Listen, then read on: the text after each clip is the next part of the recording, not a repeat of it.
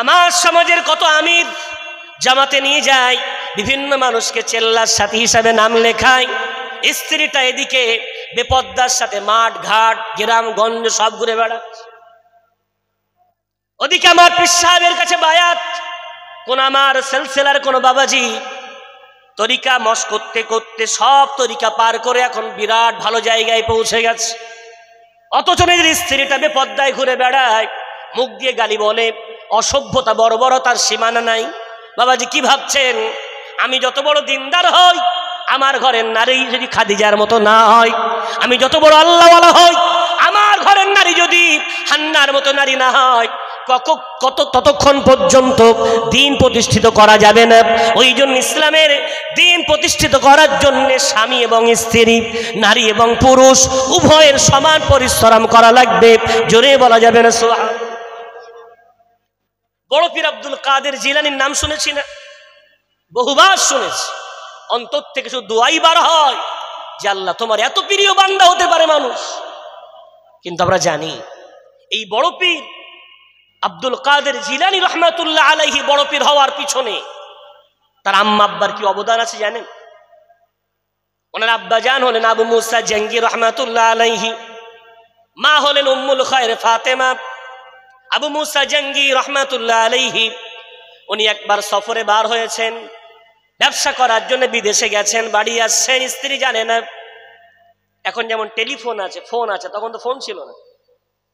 উনি গোপনে বাড়ি আসছেন, খবর দেননি।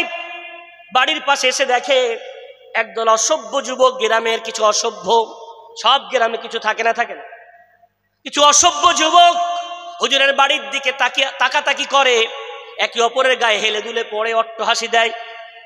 হুজুরের সন্দেহ হলো কি ব্যাপার, আমি বাড়ি নাই, ব্যাপারটা তো খারাপ লাগে, কি ব্যাপার আমার স্ত্রীকে বাইরে ঘুরে বেড়ায়।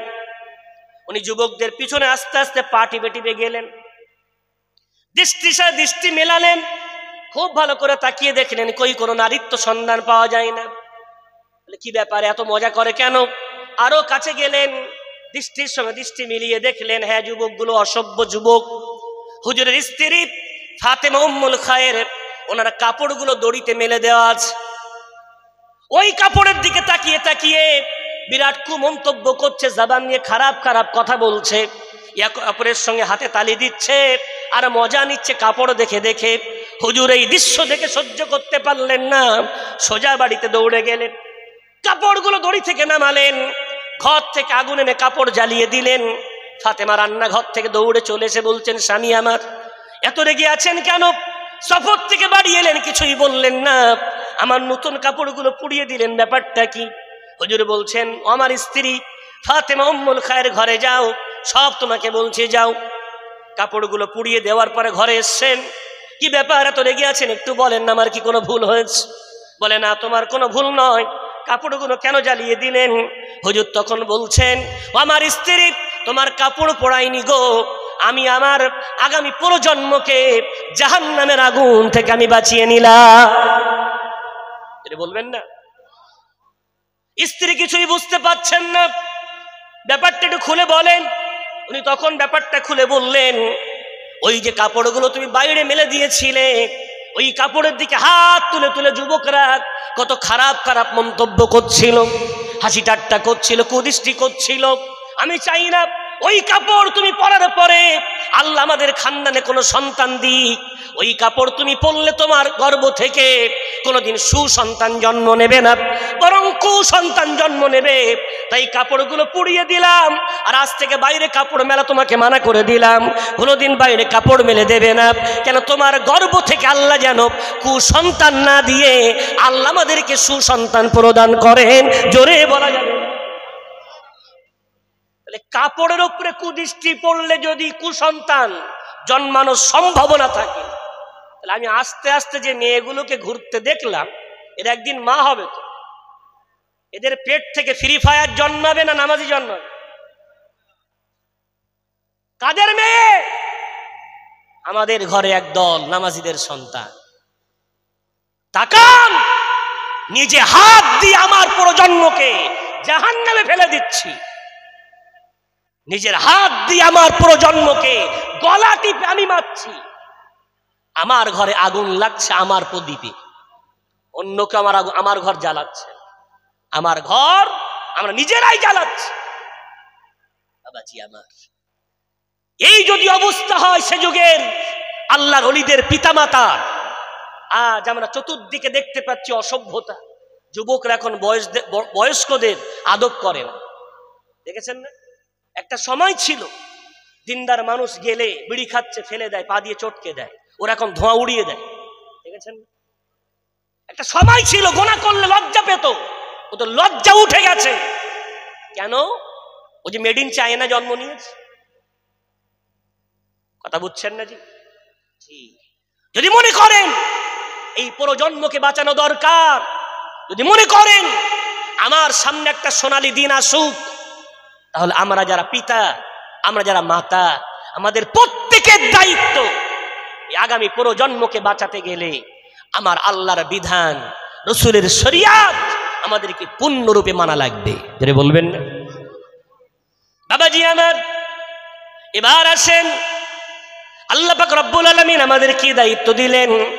নবী রাসূল চলে যাওয়ার পর আমার আল্লাহ পারা নম্বর 4 পৃষ্ঠা নম্বর 3 সূরার নাম সূরাতু আলে ইমরান, আল্লাহ কি বলছেন দেখেন, কুনতুম খায়রা উম্মাতিন উখরিজাত লিন-নাস তা'মুরুনা বিল মা'রুফি ওয়া তানহাউনা 'আনিল মুনকারি ওয়া তু'মিনুনা বিল্লাহ। আল্লাহ বলছেন আর নবী রাসূল আসবে না, আমি আল্লাহ আখির নবীর উম্মতগণকে আমি আল্লাহ সার্টিফিকেট দিলাম, তোমরা হলে কল্যাণকর উম্মাহ। সুবহানাল্লাহ বলবেন না? তোমরা হলে শ্রেষ্ঠ উম্মত। কেন জানো? তোমাদের মধ্যে আমি আল্লাহ 3টি গুণ দেখতে পাই। নম্বর 1, তোমরা ভালো কাজের আদেশ করো, মন্দ কাজের নিষেধ করো। নাম্বার 3, তোমরা আল্লাহকে বিশ্বাস করো। এই 3টে গুণ আছে বলে তোমরা হলে শ্রেষ্ঠ উম্মত। জোরে বলা যাবে? আমার গ্রামগঞ্জে একটা গাড়ি চলে, খুব এখন পাওয়া যায়, গাড়িটার নাম হচ্ছে টোটো গাড়ি। কয় চাকা? 2টো চাকা বাস্ট হয়ে সাইডে দাঁড়িয়ে আছে। ওকে চলমান বলি না অচল বলি? কথা বলে অচল। আল্লাহ বললেন তোমরা শ্রেষ্ঠ উম্মত 3 কারণে, ভালো কাজের আদেশ করো, মন্দ কাজের নিষেধ করো এবং আল্লাহকে বিশ্বাস করো। চোখ বন্ধ করে একটু দেখি আমার সমাজে এই 3টে গুণ কজনের মধ্যে আছে? একটা গুণ 100% আছে, সেটা হলো আল্লাহকে বিশ্বাস করি। আলহামদুলিল্লাহ, এটা আছে না আমাদের সবার? আছে না? আলহামদুলিল্লাহ বলেন। আমরা আল্লাহকে বিশ্বাস করি, গুণটা আমাদের আছে। ভালো কাজের আদেশ, মন্দ কাজের নিষেধ, এ দুটো জানাজা উঠে গেছে। কই ভালো কাজের আদেশ কই? সবচেয়ে বড় অবস্থা খারাপ তো ওই জায়গায় যেখান থেকে ইসলামের দাওয়াত শুরু হয়েছিল। কোন জায়গা? সেটার নাম মসজিদ। আমার রাসূলের 53 বছর বয়স, মক্কায় থাকলেন, কোনো মসজিদ বানাননি। এরপরে আমার রাসূল হিজরত শুরু করলেন, প্রথম মসজিদ বানালেন মসজিদে কুবা। হিজরতের সফর চলাকালীন ওই মসজিদে কুবার এত বরকত, আমার রাসূল বলেছেন আমার কোন উম্মত যদি মসজিদে কুবাতে 2 রাকাত নফল নামাজ আদায় করে, আল্লাহ তার আমল নামায় একটা মকবুল উমরার সওয়াব লিখে দেবে। মসজিদে কুবার পরে আমার রাসূল মসজিদ বানালেন মসজিদে নববী। আপনাদেরকে মসজিদে নববী অনেকে দেখে এসেছেন। কি দেখেছেন? সোনালী গম্বুজ। কি দেখেছেন? অনেকগুলো সুন্দর কার্পেট। দেখে এসেছেন রিয়াজুল জান্নাত। আপনাকে একটু দেখাই আমার রাসূলের মসজিদ আমার রাসূলের জামানায় কেমন। বেলাল আজান দিচ্ছে, আল্লাহু আকবার আল্লাহু আকবার। বেলাল আজান দিয়েছেন, গোটা মদিনাবাসী সব মসজিদের দিকে ধাওয়া করেছে। কোনো মানুষ, কোনো নারী, কোনো বাচ্চা বাড়িতে নাই। বিশ্বনবী ইমামের জায়গায় দাঁড়িয়েছেন, বয়স্ক পুরুষরা রাসূলের পিছনে দাঁড়িয়েছেন। এরপরে দাঁড়িয়েছেন কারা? পুরুষের পরে দাঁড়িয়েছেন একদল বাচ্চা, এরপরে দাঁড়িয়েছেন হিজড়া, এরপরে দাঁড়িয়েছেন নারীরা। আমার রাসূলের মসজিদ পরিপূর্ণ মুসল্লিতে ভরপুর। সুবহানাল্লাহ বলবেন। রাসূল নামাজ পড়াচ্ছেন, নামাজ পড়াতে পড়াতে হঠাৎ আমার রাসূল আকাশের দিকে হাত দুটো উঁচু করে দিলেন। আবার নামাজ পড়াতে পড়াতে আমার রাসূল পিছনে পিছিয়ে আসতে লাগলেন। সালাম ফিরিয়েছেন। সাহাবারা বলছেন, ইয়া রাসূলুল্লাহ ব্যাপারটা কি বুঝলাম না। নামাজে হাত তুলে দিলেন, ভয়ে পিছিয়ে আসতে লাগলেন। আমার রাসূল বলছেন, সাহাবারা, আমি যখন নামাজ পড়াচ্ছিলাম আমি জান্নাত দেখতে পেলাম, জান্নাতের দরজা খুলে দেয়া হলো, জান্নাতের ফলগুলো এমন করে আমার সামনে ঝুলে এলো, আমি লালসায় থাকতে পারলাম না। আমি মনে করলাম কিছু ফল আমি পেড়ে নিই, আমার উম্মত যেন দুনিয়ায় থাকতে থাকতে জান্নাতি ফলের স্বাদ পেয়ে যায়। আবার আমি কিছুক্ষণ পরে জাহান্নাম দেখতে পেলাম, জাহান্নামের তীব্রতা, আগুনের ভয়াবহতা আমি দেখার পরে আমার এত ভয় এলো, আমি রাসূল নামাজ পড়াতে পড়াতে আমি নামাজের মুসাল্লা থেকে পিছনে ভয়ে পিছিয়ে আসতে লাগলাম। যদি বলা যাবে কেমন ইমাম, নামাজে দাঁড়ালে জান্নাত দেখতে পান, নামাজে দাঁড়ালে জাহান্নাম দেখতে পান। আর আমাদের ইমাম এমন হয়েছে, নামাজে দাঁড়ালে ব্যবসা দেখা যায়। কি দেখা যায়? জি বাবাজি আমার, ইসলামের দাওয়াত শুরু হবে তো মসজিদ থেকে, এরপর মসজিদে জামাত হয়ে গেছে, এবার কি হবে? আমরা তালা মারবো, মুয়াজ্জিন তাড়াতাড়ি নাও তাড়াতাড়ি নাও, তুমি অত নফল পড়ো কেন, চলো তাহলে চল তালা মারবো, আমার কাজ কাম আছে। আরে মসজিদ কি হতে পারে দেখেন, আমার রাসূল নামাজ পড়ানোর পর মসজিদে বসে আছেন, সাহাবা নামাজ পড়ছেন, পিছনে জামাত ছেড়ে গেছে। কি নামাজ, সর্বনাশী নামাজ। রাসূল দেখলেন, এখন রাসূলকে বসে থাকা দেখে সাহাবা এলেন, আসসালামু আলাইকুম, বলেন যাও ইরজি ফাসাল্লি ফাইন্নাকা লাম তুসাল্লি, নামাজ দ্বিতীয়বার পড়ো, নামাজ হয়নি। দ্বিতীয়বার দোহরালেন, আবার এলেন, আবার যাও, আবার পড়ো, তিনবার একই অবস্থা। এসে কাঁদেন আর বলেন, ইয়া রাসূলুল্লাহ, এর চেয়ে ভালো নামাজ যে আমি জানি না। সুবহানাল্লাহ বলবেন। বিশ্বনবী বলছেন তুমি নামাজ জানো, নামাজ পড়ো। আমার রাসূল দাঁড়িয়ে গেলেন, দেখেন না নামাজ হয়ে গেছে, মসজিদ থেকে ইসলামের দাওয়াত শুরু হবে, ইমাম সাহেব মুসল্লিদেরকে নামাজ শেখাবেন। বিশ্বনবী দাঁড়িয়ে বলছেন তুমি নামাজ পড়লে, তোমার নামাজের মধ্যে চুরি, রুকুতে গেলে মাথা তোলার আগে সেজদায় চলে গেলে, ও কেমন রুকু? না রুকু হলো না, স্টেট দাঁড়িয়ে আছো, আল্লাহু আকবার, রুকুতে গেলে তোমার মাথা, তোমার পিঠ, তোমার কোমর যেন সমান হয়। সুবহানাল্লাহ বলবেন। বিশ্বনবী বললেন এরপর রুকু থেকে দাঁড়ালে স্টেট দাঁড়াও, রব্বানা লাকাল হামদ, পারলে বড় হামদান কাসীরান তাইয়িবান মুবারাকান ফি, স্টেট দাঁড়াও। এরপরে সেজদায় যাও, একটা সেজদা দেওয়ার পরে মাঝখানে আবার বসো, পারলে বলো আল্লাহুম্মা গফিরলি ওয়ারহামনি ওয়াজবুরনি ওয়াহদিনি ওয়ারযুকনি ওয়াআফিনি। না জানলে অন্তত 3 তাসবিহ পরিমাণ ওখানটায় বসো। দ্বিতীয় সেজদা করো, তুমি রুকু করলে চোরের মতো, সেজদা করলে চোরের মতো, এটা নামাজ নয়, এটা হলো চুরি। সাল্লু কামা রাআইতুমুনি উসাল্লি, আমি নামাজ শেখাচ্ছি, আমার মতো নামাজ পড়ো। জোরে বলা যাবে। মসজিদ বানিয়েছি, নামাজ শিখিনি। আজ দাওয়াত তো মসজিদ থেকে বন্ধ, ইসলাম শিখবো কোথায়? সেখানেই তো আমরা তালা মেরে দিয়েছি। আহারে, আমার মুসল্লি কি করে? নিয়ত করে, মুতাওয়াজ্জিহান ইলা জিহাতিল কাবাতিশ শরীফাতি, আল্লাহু আকবার। কি বললো? আমি কিবলামুখী হয়ে নামাজ পড়ছি। নামাজ পড়ছে দেখেন, আমরা দেখাই, মিলে গেলে যেন ব্যথা নেন না। আলহামদুলিল্লাহ বলবেন, আর আল্লাহকে বলবেন, আল্লাহ আজ থেকে ইনশাআল্লাহ আমি চেষ্টা করব সঠিকভাবে নামাজ পড়া। দোষটা আপনাদের না, দোষটা আমাদের, আমরা শেখাই। কিবলামুখী দেহের সব অঙ্গ হবে, কেউ নিয়ত করে রাম করে আল্লাহু আকবার, এই দুই হাতের তালু, একটা উত্তর দিকে একটা দক্ষিণ, কিবলামুখী হলো। আবার কেউ নিয়ত করে আল্লাহু আকবার আকাশের দিকে, কিবলামুখী হলো। কি হবে? 2 হাত পুরো কিবলামুখ হবে, কানের লতিতে হাত লাগাতে হবে, হাতটা স্ট্রেট, আল্লাহু আকবার। জি, পিছন দিকে চলে যায়। এরপরে দেখবেন মসজিদগুলোতে কি অবস্থা, মানুষ দাঁড়িয়ে আছে, পাগুলো উত্তর কোণা আর দক্ষিণ কোণা এমন করে দাঁড়িয়ে আছে। ও কি দাঁড়ানো ভাই? কার সামনে? আল্লাহর সামনে দাঁড়িয়েছে, ভদ্রতার সাথে দাঁড়া। পায়ের আঙুলগুলো কিবলামুখী হবে, পাগুলো সব এদিকে ওদিকে এদিকে ফিরে থাকে কেন? অনেক যুবক ভাই মসজিদে চলে এসছে, আসার কথা না কিন্তু চলে এসছে, নসিব ভালো। এখন পরে আছে যে ইংরেজদের ড্রেস, আর বসতে পারছে না, কুকুরের মতো 2 পা খাড়া করে বসে আছে। রাসূল নিষেধ করেছেন, বসার অবস্থা হবে বাম পাটা বিছিয়ে দিতে হবে, ডান পা খাড়া রাখতে হবে। এটাই হলো সুন্নতি বসা, ওই 2 পা খাড়া করে বসার নিয়ম নয়। ইমাম সাহেব এগুলো খেয়াল করবে। নামাজ যদি ফরজ নামাজ মেহরাবের মধ্যে পড়ায়, সুন্নত গুলো বাইরে এসে পড়বে, রসুল অবস্থা দেখবে, দেখার পরে বলবে দাঁড়াও, আজকে প্র্যাকটিক্যাল নামাজ হবে, সবাই দাঁড়িয়ে যাও, 5 মিনিট সময় দাও, আজকে প্রথম নিয়তটা ঠিক করি। জীবনে শুনেছেন? হয় না। মসজিদ থেকে দাওয়াত বন্ধ, রসুলের মসজিদে নামাজ শেখানো হচ্ছে। এরপরে আমার রসুল প্রথম হলো মসজিদ, এরপরে শেখানো চলছে, মানে এটা শেখার জায়গা মাদ্রাসা, যেটা বলবেন রসুল কোরআন শেখাচ্ছেন, হাদিস শেখাচ্ছেন, কিছুক্ষণ মাদ্রাসা, আবার মসজিদে নববী কিছুক্ষণ পর এবার হয়ে গেল খানকা। কি হলো? কি হয়ে গেল? খানকা। আমার রসুল হলেন পীর সাহেব, বায়াত হতে আসছেন, সাহাবারা হাতে হাত দিয়েছেন, রসুল বলছেন বায়াত করো, আমি ঈমান আনলাম আল্লাহর উপর, রসুলের উপরে, আজ থেকে নামাজ পড়বো, রোজা করবো, হজ করবো, যাকাত দেব।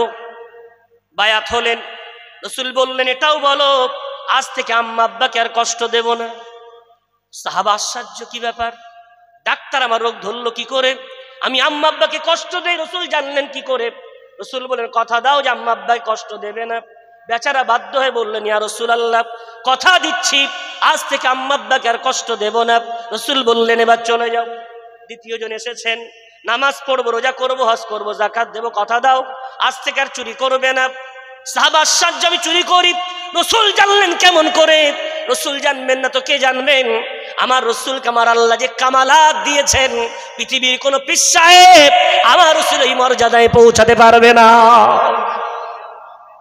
আর এক সাহাবা এসেছেন, বায়াত হওয়ার পর রসুল বলছেন বলো আজ থেকে আর মিথ্যা বলবো না। আর এক সাহাবা এসেছেন, বলো আজ থেকে জেনা করবো না। সাহাবা বলছে ইয়া রাসূলুল্লাহ ওইটা একটু বাদ দেন, সব করবো, নামাজ, রোজা, হজ, যাকাত সব, জেনাটা। বিশ্বনবী বলছেন বলোটা কি? সাহাবারা রেগে গেছে, পাশে সব বসে আছে, ওমরে ফারুকের মতো সাহাবা বিহায়ার মতো রসুলের সামনে বলছে সব করবো ইয়া রাসূল, আর জেনা করতে দেন। ওমর বলছে আমাকে ছেড়ে দেন, গর্দান উড়িয়ে দিই। রসুল দাঁড়, সব জায়গায় মেজাজ নয়। সাহাবাটাকে বললেন বাবা তুমি জেনা করতে চাও? বলে হ্যাঁ। আমি তোমাকে 3টে প্রশ্ন করব। নম্বর 1, তুই বাইরে ছিলে, হঠাৎ বাড়িতে গিয়ে দেখছো তোমার আম্মা যান তার সাথে কোনো পরপুরুষ একই বিছানায় শুয়ে আছে। যেই বলেছে সাহাবা বিশ্বনবীর সামনে বসে থাকতে পারে না, লাল হয়ে গেছে। ইয়া রাসূলুল্লাহ বলছেন কি? আমার মায়ের সাথে কাউকে দেখলে আমার তলোয়ার আমার খাপের মধ্যে থাকবে না, ওর গর্দানে মুড়িয়ে দেব। রসুল বলছেন দাঁড়াও বাবা, তুমি বাজার থেকে বাড়ি গেছো, গিয়ে দেখছো তোমার মেয়েটার সাথে কোন পরপুরুষ জিনায় লিপ্ত আছে। যেই বলেছে সাহাবা লাল হয়ে গেছে। ইয়া রাসূলুল্লাহ বলেন কি? আমি ওকে 2 টুকরো করে দেব। রসুল বলছেন দাঁড়াও বাবা। আবার রসুল বললেন বলো তো, তুই বাজার থেকে বাড়ি গিয়ে দেখছো তোমার স্ত্রী অন্য কোন পরপুরুষের সাথে আলিঙ্গন করছে। যেই বলেছে সাহাবা দাঁড়িয়ে গেছে। ইয়া রাসূলুল্লাহ বলেন কি? রাগে গরম হয়ে লাল হয়ে বলছে ইয়া রাসূলুল্লাহ দুনিয়ার বুক থেকে তৎক্ষণাৎ তোকে নিপাত করে দেব। রসুল দেখে নিলেন ওর নার্ভ ঠিক আছে কি। বিশ্বনবী বললেন বাবা এবার বসো, একবার বলো তো তুমি যার সাথে জেনা করবে সেও তো কারোর মা। ও বাবা, তুমি যার সাথে জেনা করবে সেও তো কারোর বোন, কারোর মেয়ে। তুমি যার সাথে জেনা করবে সেও তো কারোর স্ত্রী। যেই বলেছেন সাহাবার মাথা হ্যাট, চোখ দিয়ে টপ টপ করে পানি পড়ে। ইয়া রাসূলুল্লাহ, ইয়া হাবিবাল্লাহ, কেউ কোনোদিন আমাকে এমন করে বোঝায়নি। হাতটা দেন, বায়াত গ্রহণ করলাম, কথা দিলাম আজ থেকে কোনোদিন ওই গুনার কাজে আমি আর যাব না। ঔষধ দেখেছে। আজ আমাদের পীর সাহেব আর বিশ্বনবীর বায়াতের পদ্ধতি দেখে। আর একটা ঘটনা বলি আসছে। এক সাহাবা এসছেন, হাত বাড়িয়েছেন, মুসাফা করবেন। রাসূল বলছেন তোমার হাতে হাত দেওয়া যাবে না, তোমার হাত দিয়ে জাহান্নামের দুর্গন্ধ পাচ্ছে। সাহাবা থপ, আমার হাত দিয়ে জাহান্নামের দুর্গন্ধ মানে? সাহাবা চুপচাপ দাঁড়িয়ে আছে, থরথর করে কাঁপছে। সাহাবা জানতেন না ব্যাপারটা। আমার রাসূল তার কিছুদিন আগে মদিনার মসজিদের বারান্দায় দাঁড়িয়ে ডান হাতে রেশমের কাপড় নিলেন, বাম হাতে সোনা ধরলেন, হাত দুটো উঁচু করে বললেন সাহাবারা তাকিয়ে দেখো এই রেশমের কাপড় এবং এই সোনাগুলো আমার আল্লাহ আমার উম্মতের পুরুষের জন্য হারাম করে দিয়েছেন, নারীদের জন্য জায়েজ করেছেন। আজকে কোনো পুরুষ যেন সোনা এবং রেশমের কাপড় ব্যবহার না করে। সাহাবাদের হাতে সব সোনার আংটি ছিল, রসুল বলার সাথে সাথে আংটিগুলো সব ছুঁড়ে ফেলে দেয়। রসুল বললেন, তুলে নাও, ফেলে দিও না, বাড়িতে স্ত্রীকে দাও, মেয়েকে দাও, কন্যাকে দাও। কেন? মেয়েদের জন্য জায়েজ, পুরুষের জন্য জায়েজ নয়। এই সাহাবা ওই সময় ছিলেন না, উনি সফরে ছিলেন, বাড়ি এসেছেন, রসুলের সাথে মোলাকাত করতে এসেছেন। রসুল বলছে, তোমার হাত দিয়ে জাহান্নামের দুর্গন্ধ পাচ্ছে। সাহাবা বলছেন, ব্যাপারটা তোমার হাতে সোনার আংটি কেন? এর সোনার আংটি? আমি তো কিছু জানি না। রসুল বলছেন, কেন হাদিস কি শোনোনি? বলে না। রসুল হাদিসটা বললেন, বলার সাথে সাথে সাহাবা হাত থেকে আংটি খুলে ফেলে দিলেন, মুসাফা করে চলে যাচ্ছেন। অন্য সাথীরা বলছেন, আংটি তুলে নাও। আমরাও ফেলে দিয়েছিলাম, রসুল তুলে নিতে বলেছিলেন, তুলে নাও। সাহাবার জবানের উত্তর শোনেন, বিশ্বনবীর সামনে দাঁড়িয়ে বলছে, যে সোনা দিয়ে জাহান্নামের দুর্গন্ধ বার হয়, হাত লাগানো তো দূরের কথা, আমি তার দিকে ফিরিয়েও তাকাতে চাই না। জোরে বলা যাবে। দেখেছেন বায়াত, আমাদের পীর সাহেবরা বায়াত হতে গেছে। আমার এলাকার মানুষ ভালোবাসেন আলেমদের, খুব মহব্বত করে। জলকরের মালিক বাগদা নিয়ে পৌঁছেছে, 5টা হাতে, এই কি বলে, 2টো হাতে 10টা আঙুলে 10টা সোনার আংটি। পীর সাহেবকে মুসাফা করছে, ওই যে এই প্যাকেটে কিছু বাগদা এনেছিলাম, মাশাআল্লাহ খুব ভালো করেছে, খুব, আল্লাহ তোমার জলকরে বরকত দিক, আমার সাথে জান্নাতে যাবে। আল্লাহ তোমার জলকরে বরকত, আমার সাথে কোথায় যাবে? জান্নাতে যাবে। ভাটার মালিক পীর সাহেব বাড়ি করার সময় 10,000 ইট দিয়েছিলেন। ভাটার মালিক মোলাকাত করতে এসেছেন, গলায় সোনার চেন ঝুলছে। পীর সাহেব তাকানোর পরে দেখতে পায় না। বাবা, তুমি না সেই 10,000 ইট দিয়েছিলে, যাও, ঠিক আছে, আমার সাথে জান্নাতে দেখা হবে। কি পেটাই যেদিন হবে, খানকায় বসে পীরত্ব ফলাতে গিয়ে ভণ্ডামি। আমার রসুলের পীরত্ব দেখেন, আমার রসুলের কাছে সাহাবা গেলে ইমান তাজা হতো, গোনার কাজ তিনি বন্ধ করতেন। যতক্ষণ দেখবেন পীর সাহেবের কাছে যাওয়ার পর ইমানে তারাক্কি হয়, ভালো কাজের উন্নতি হয়, ওই পীরটা হলো হাক্কানি পীর। আর যার কাছে যাওয়ার পরে ইবাদতে কোনো উন্নতি হয় না, ভণ্ডামি ত্যাগ হয় না, শয়তানি ছাড়ে না, ভাববেন ওই মুরিদ ভণ্ডর পীর সাহেব হলো বড় ভণ্ড। ঠিক না বেঠি? হ্যাঁ, বিশ্বনবীর মসজিদ এক সময় নামাজের জায়গা, পরক্ষণে মাদ্রাসা, আবার পরক্ষণেই খানকা। যেটা বলবেন, হঠাৎ কানে আওয়াজ এলো, মক্কাবাসী মদিনা আক্রমণ করার ফোন দিয়ে আসছে। রসুলের তো কোনো পার্লামেন্ট নেই, কোথায় আলোচনা হবে? মসজিদেই বসে পড়লেন। কারা আছো সাহাবারা? একত্রিত করলেন, মাত্র 313 জন। প্ল্যান সাজালেন আমার রসুল। পার্লামেন্ট ওই মসজিদে নববী, ওখানে বসেই প্ল্যান করা হলো। আমার আল্লাহ তো সুন্দর মাথায় বুদ্ধি দিলেন, আমার রসুলের প্ল্যান এত সুন্দর করে আমার রসুল করলেন। আমার আল্লাহর এত মদদ এলো, বদর যুদ্ধে 313 জন হাজারের বিরুদ্ধে বিরাট বড় জয় অর্জন করলেন। পার্লামেন্ট মসজিদে নববী, যুদ্ধে বিরাট জয় হয়েছে। জয় হলে মালে গনিমত পাওয়া গেছে, কিছু বন্দি হয়েছে, অ্যারেস্ট হয়েছে। মসজিদে নববীর একটা সাইটে জেলখানা, এক সাইটে বাইতুল মাল জমা করা।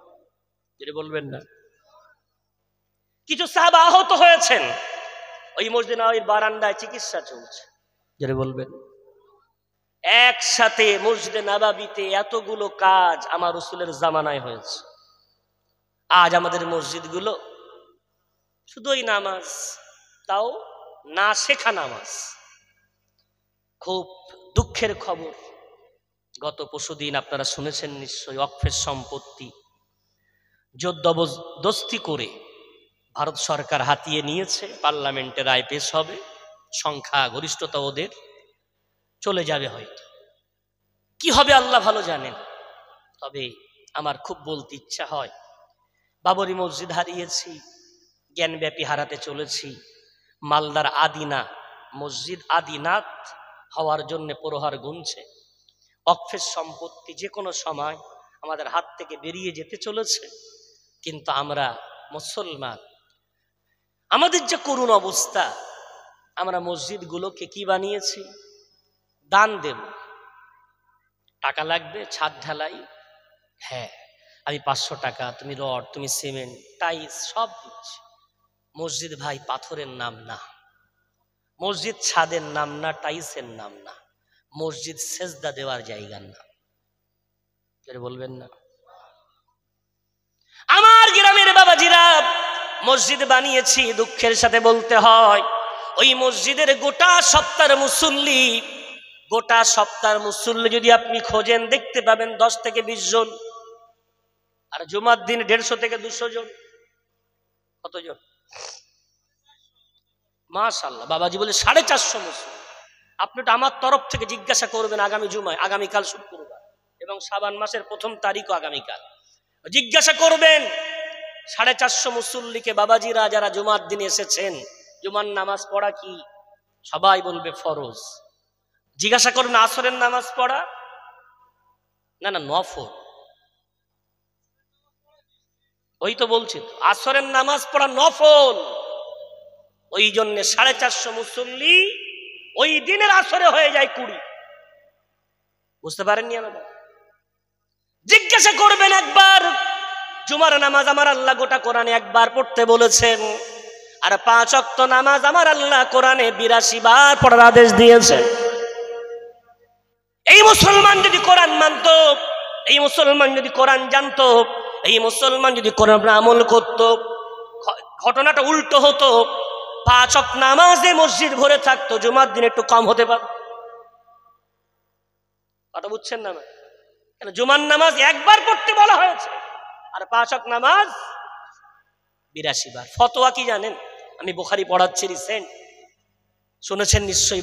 আমাদের বসিরহাট সংগ্রামপুর মাদ্রাসা আলহামদুলিল্লাহ হাদিস পর্যন্ত আল্লাহ করিয়ে নিয়েছেন।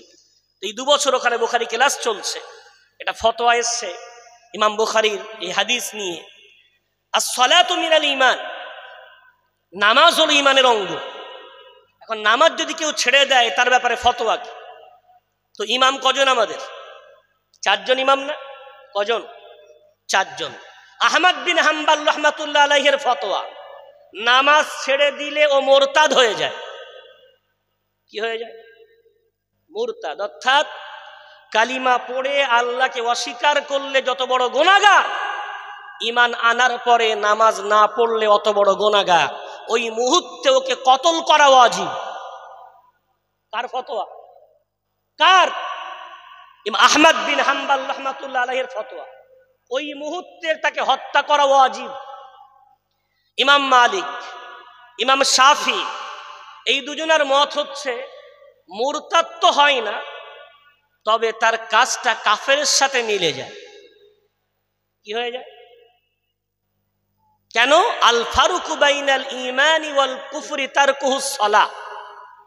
তাই কাফেরের সাথে মিলে যায়, মানে কাফেরের বিরুদ্ধে যেমন যুদ্ধ করা জায়েজ, ওই দুজনকেও হত্যা করা জায়েজ।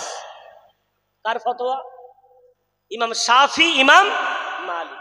আমাদের ইমামে আজম আবু হানিফা একটু দয়া করেছে, উনি বলেছেন নামাজ ছাড়লে ওকে ধরে জেলখানায় পিঠ মোড় করে বেঁধে এত চাবুক মারো, রক্তক্ষরণ হতে হতে যেন রক্ত শূন্য হয়ে যায়। যখন হুশ আসবে ওকে বলো এবার থেকে নামাজ পড়বে তো? যদি বলে হ্যাঁ পড়বো, ওর হাত টাত খুলে দিয়ে জেলখানায় নামাজের পাবন্দি করাও, অভ্যাস করাও। যদি দেখো বিনা গাইডে নামাজের পাবন্দি করছে, তখন ওর জামিন হবে। এরপরে বাইরে গিয়ে আবার নামাজ ছাড়ে, আর অ্যারেস্ট না, এবার সরাসরি হত্যা করা হয়। এখন বলেন এই মসলা যদি আমল করা হয়, গ্রামে মসজিদ বেশি বাড়বে না জেলখানা বেশি বাড়বে? কি হবে? বাবাজি আমার, সাহাবারা কোনো গুনার কারণে কাউকে কাফের মনে করতেন না। সাহাবারা বলতেন নামাজ যারা ছেড়ে দেয় আমরা ওদেরকে ঈমানদার মনে করি। আজ আমাদের মসজিদগুলো শূন্য। গতকাল আজকে বিশেষ করে আমাদের মুসলিম পার্সোনাল ল বোর্ড অকফের সম্পত্তি হারিয়ে ফেলার জন্য অনুরোধ জানিয়েছেন। দেশব্যাপী একটা বিরাট প্রতিবাদ সভা হবে। আমাদের সকলকে তাতে ঝাঁপানোর আগে, কেননা আপনি চান আপনার মসজিদটা অন্যের কারো হস্তান্তর করে দিই? কোটি কোটি মসজিদ মাদ্রাসা আমরা চাই অন্যের কাছে আমরা হস্তগত করি। চাই না। আমরা কোনো প্রতিবাদ করার আগে আমাদের তো কোনো বাহুবল নেই, আমাদের তো কোনো জনবল নেই, আমাদের একটা বল, তার নাম তাওহীদের বল। আজ থেকে নিয়ত করে নেন, পাতুয়া গ্রামের যত বাবাজি এসেছেন, আম্মা জান, মা বোন এসেছেন, আল্লাহর কাছে একটু দোয়া করেন, তওবা করে নেন, ক্ষমা চেয়ে নেন। আর আজ থেকে 5 ওয়াক্ত নামাজ পড়বেন, নিয়ত করেন। মসজিদ ভরিয়ে তোলেন, নিজে যান, নিজের বাচ্চাটাকেও নিয়ে যান। নিজে গুনাহগার কিন্তু বাচ্চাগুলো নিষ্পাপ। ওই বাচ্চাদের বরকতে আমার আল্লাহ আবার তার রহমতের একবার অবশ্যই তার রহমত নাজিল করে দেখিয়ে দেবে। গ্রামের কোনো বাচ্চা যেন ঘরে না থাকে। দাদা গেলে দাদা নিয়ে যাবে, বাপ গেলে বাপ নিয়ে যাবে, ভাই গেলে ভাই নিয়ে যাবে। মসজিদ ভরো আন্দোলন, মসজিদ ভরে তোলে। এর জন্য যেন কোনো ফতোয়াবাজি না হয়। আমার সমাজে একদল শুকনো নামাজি আছে, শুকনো নামাজি বলে, এরা নিজেদেরকে বিরাট আল্লাহওয়ালা মনে করে। একটা বাচ্চা গেছে, যে নিয়ে গেছে তাকে বলছে, ওই বাচ্চা এনেছিস কেন, খেলা করার জায়গা নাকি? ওরে বাবা, ফতোয়া কি? বাচ্চা এনেছিস কেন, খেলা করার জায়গা নাকি?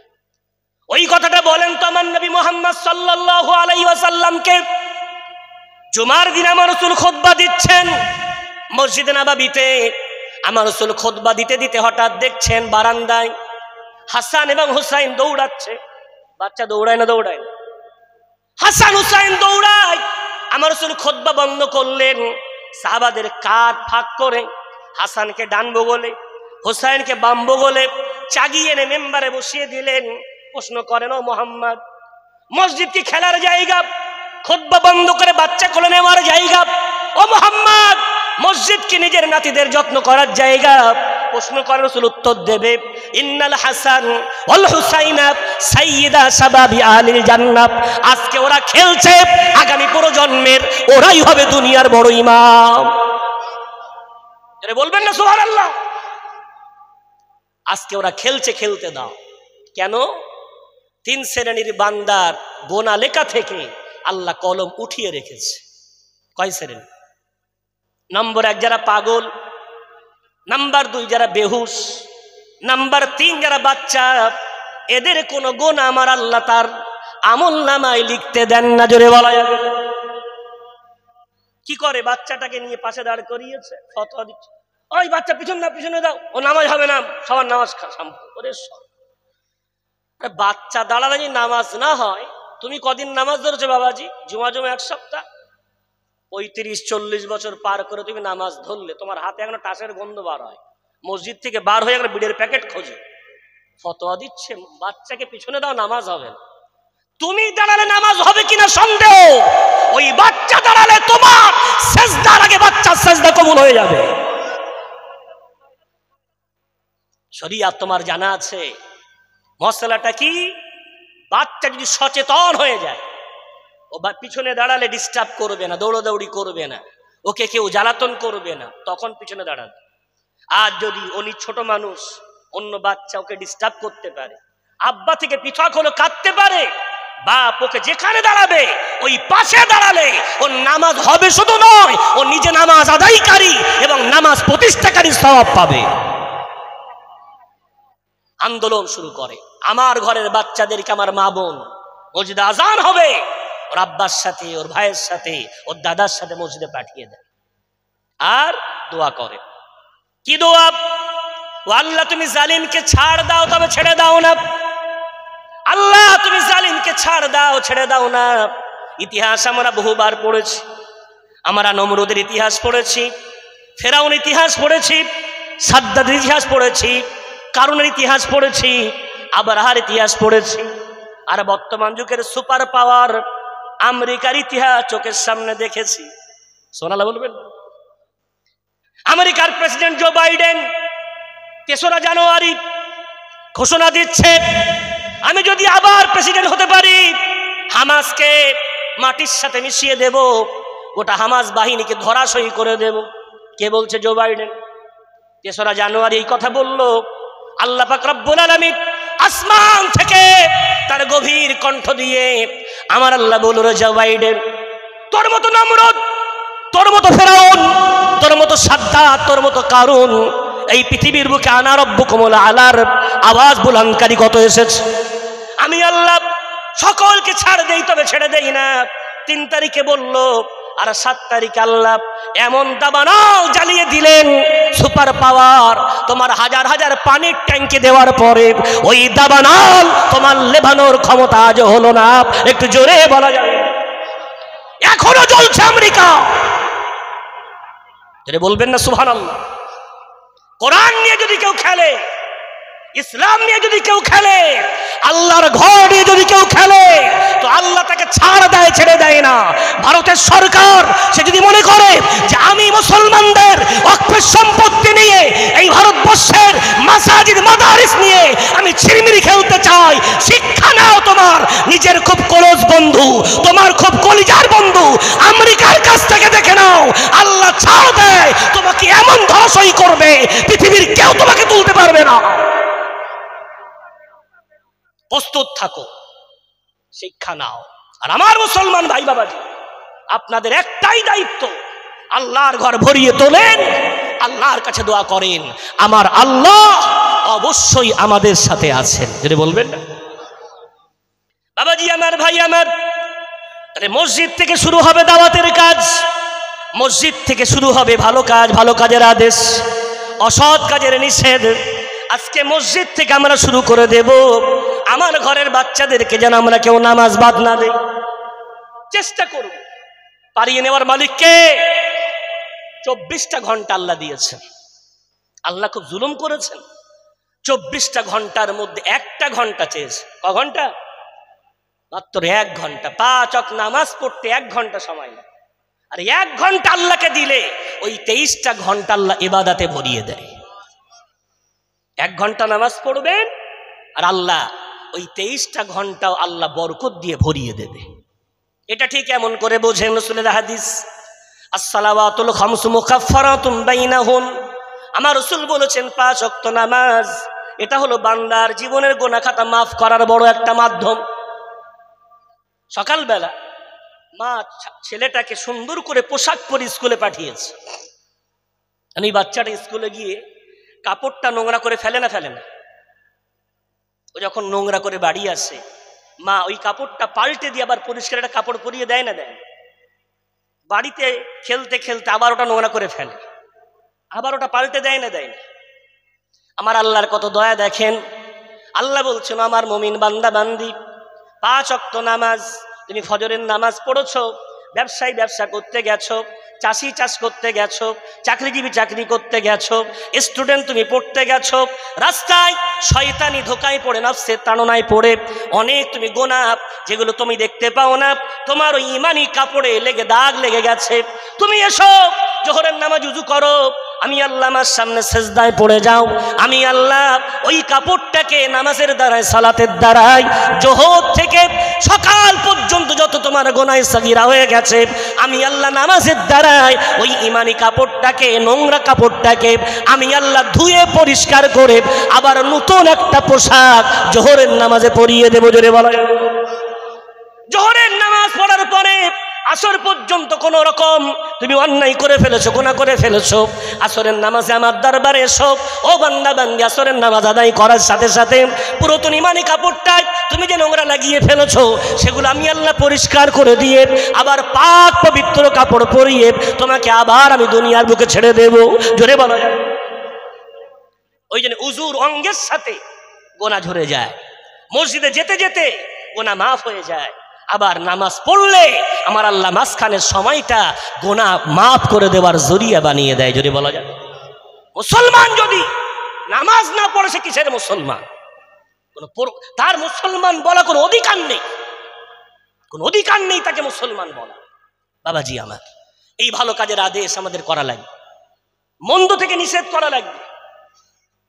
এই দেখেন ঘড়ির কাঁটা আপনাদের পাতুয়ায় কত দ্রুত চলে, দেখেছেন? 1 ঘন্টা 2 ঘন্টায়। বাবাজি আমার, আগামীকাল জুমা, যাই বা হোক, আমি আমার কথাকে গুটিয়ে নিতে চাইছি। ভালো কাজের আদেশ যেমন করব, মন্দ থেকে নিষেধ তেমন আমাদের করা লাগবে। মন্দ থেকে নিষেধ আমার সমাজে আজকে অনেক খারাপ কাজ হচ্ছে। প্রবাদ বাক্যে আছে, বিড়ালের গলায় ঘন্টা বাঁধবে কে? আছে না? বিড়ালের গলায় ঘন্টা বাঁধবে কে? বাবাজি, আমি একটা উদাহরণ দিয়ে আপনাদেরকে এটা বোঝাতে চাচ্ছি। উদাহরণটা বুখারীর হাদিস। নবী মুহাম্মদ সাল্লাল্লাহু আলাইহি ওয়াসাল্লাম বুখারী শরীফের হাদিসটার মধ্যে বলছেন, অন্যায় যদি সমাজে আম হয় এর দৃষ্টান্ত হলো এমন। কেমন? সমুদ্রের পথে এক জাহাজ দাঁড়িয়ে আছে, একদল মানুষের ইচ্ছা হলো সমুদ্রের পথে একটু ভ্রমণ করবে, ওই জাহাজটায় চড়েছে। এখন মুসলমান যদি জাহাজে চড়ে একটু হই হুল্লোড় হবে না? হবে না? কথা বলেন নাকি? মুসলমানের কয়েকটা বিশেষ পরিচয় আছে, বলবো একটু। নম্বর 1, চোখ বন্ধ করে গাড়িতে বসে থাকবেন। যদি দেখেন হঠাৎ গাড়ি বিরাট হেলাদোলা করছে, রাস্তা খারাপ, চোখ খুলে দেবেন মুসলমান পাড়া শুরু। রাস্তাঘাট খারাপ মানে কি পাড়া? নাম্বার 2, যদি দেখেন না রাস্তা তবুও ভালো, যে তারপরও গাড়ি দাঁড়িয়ে গেল কেন, চোখ খুলে দেখবেন উঠোন যত বড়ই হোক ও ঢালাই রাস্তার কিনারা ঘেঁষে খোটা পুঁতে গরু ছাগলটা ওই ঢালাই রাস্তায় বাঁধতে হবে। কেন? এই মুসলমান না?